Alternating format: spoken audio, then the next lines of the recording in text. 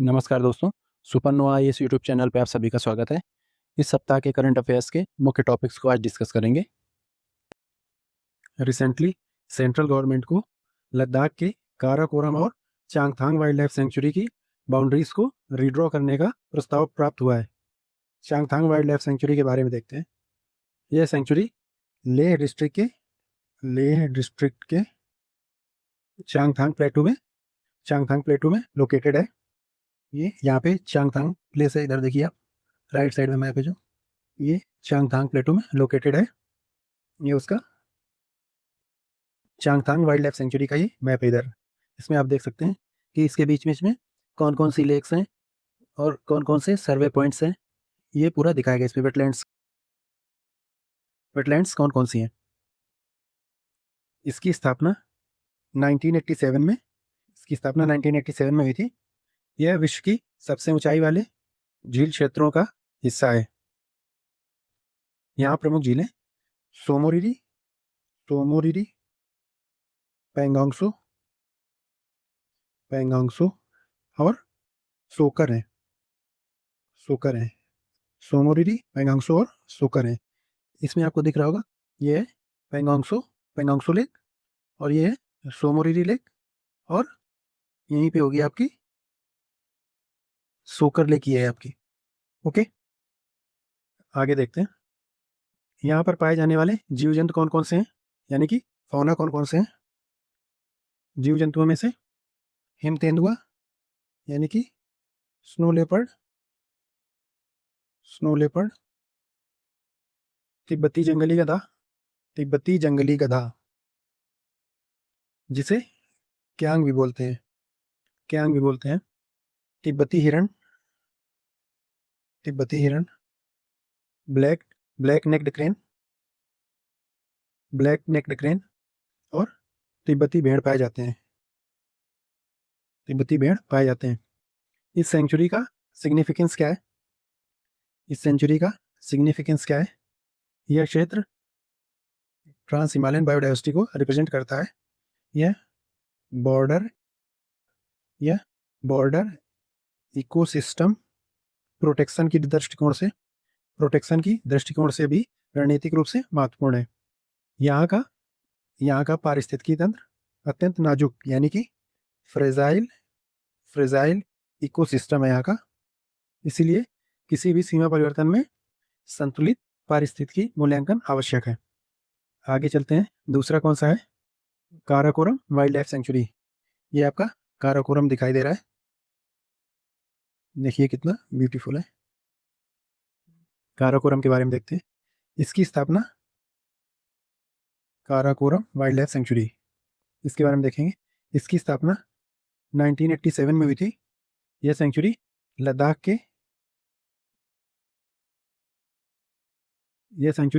लद्दाख के Karakoram mountain range में स्थित है।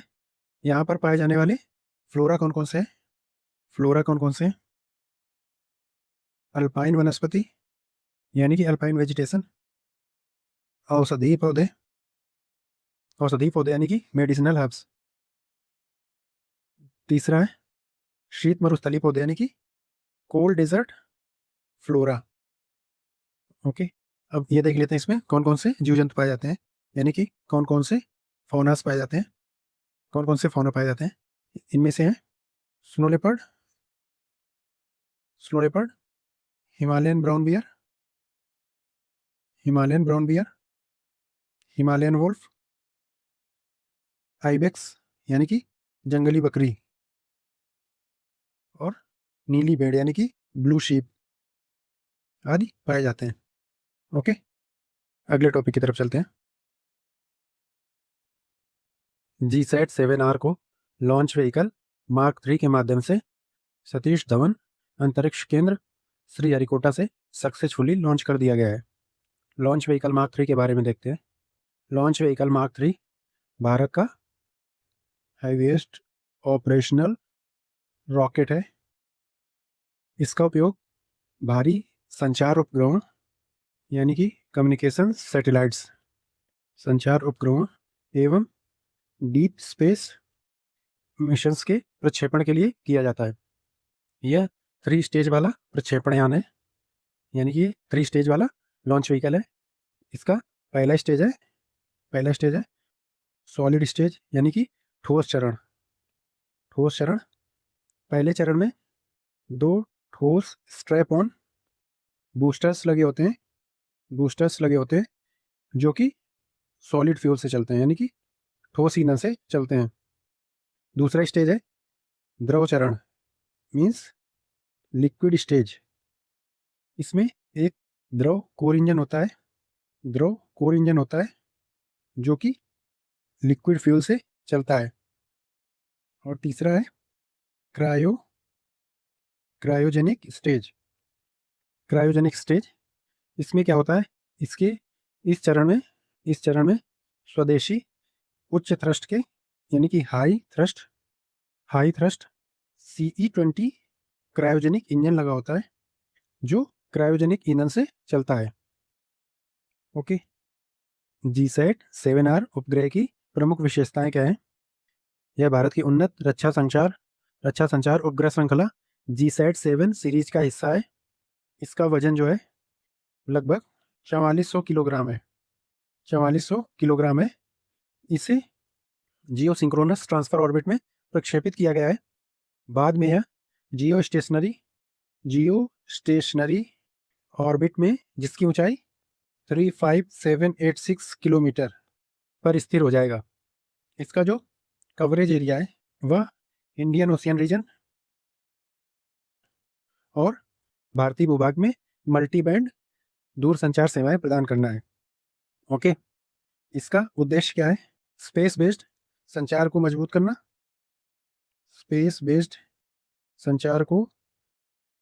मजबूत करना, मैरीटाइम डोमेन अवेयरनेस, यानी कि समुद्री क्षेत्र जागरूकता को बढ़ाना। और तीसरा है नौसेना के जहाजों, पनडुब्बियों, यानी कि सबमरीन्स और सामुद्रिक संचालन केंद्र, यानी कि मैरीटाइम ऑपरेशंस सेंटर्स के बीच सुरक्षित संचार लिंक स्थापित करना। इसका सिग्निफिकेंस क्या है? इसका महत्व क्या है? स्वदेशी विकास भारत की रक्षा अंतरिक्ष संचार में आत्मनिर्भरता की दिशा में एक महत्वपूर्ण कदम है।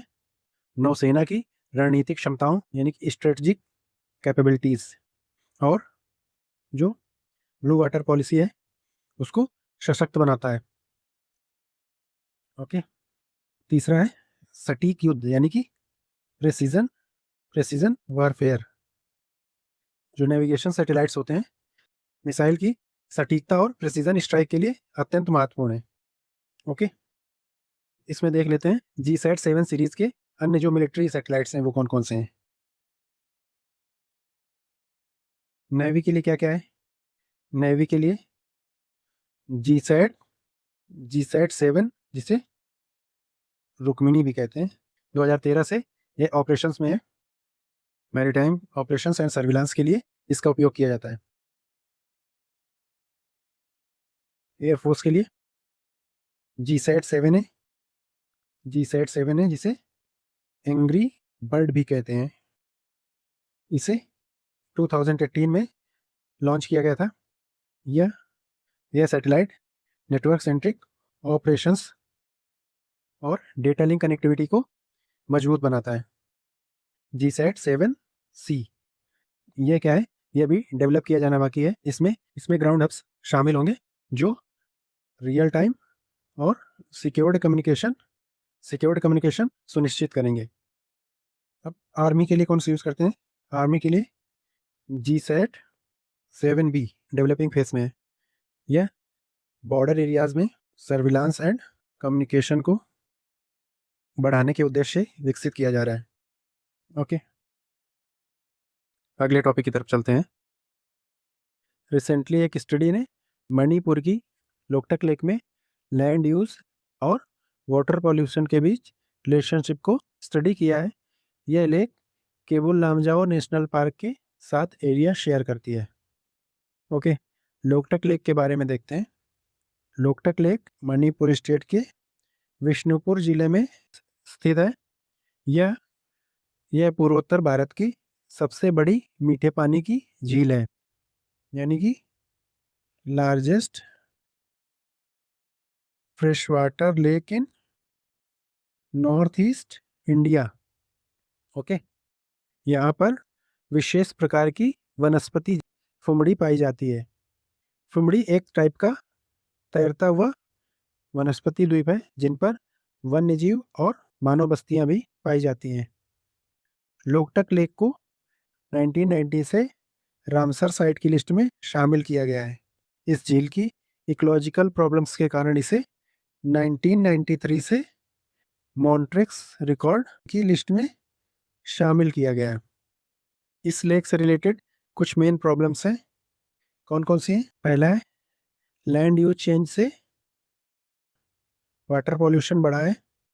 झील में सिल्टेशन, इंक्रोचमेंट यानी कि अतिक्रमण और फुमड़ीज में अत्यधिक वृद्धि और हाइड्रो पावर परियोजनाओं का प्रभाव जैसी प्रॉब्लम्स देखने को मिलती हैं। अब कुछ information Keibul Lamjao national park से रिलेटेड देख लेते हैं। अभी जो ऊपर फुमड़ीज की चर्चा हुई है, ये फुमड़ीज हैं। ये इमेज में छोटी दिखती हैं बट एक तरीके का आइलैंड है। ये मणिपुर स्टेट है, इसमें ये लोकटक लेक है। मणिपुर का ये मैप है, इसमें ये लोकटक लेक बनी हुई है और ये लोकटक लेक है राइट साइड में, और इसमें ये केबुल लामजाओ नेशनल पार्क भी है। इसके बारे में देखते हैं थोड़ा सा। केबुल लामजाओ नेशनल पार्क, यह नेशनल पार्क मणिपुर के विष्णुपुर जिले के सदर्न पार्ट और थौबल जिले के ईस्टर्न पार्ट में स्थित है।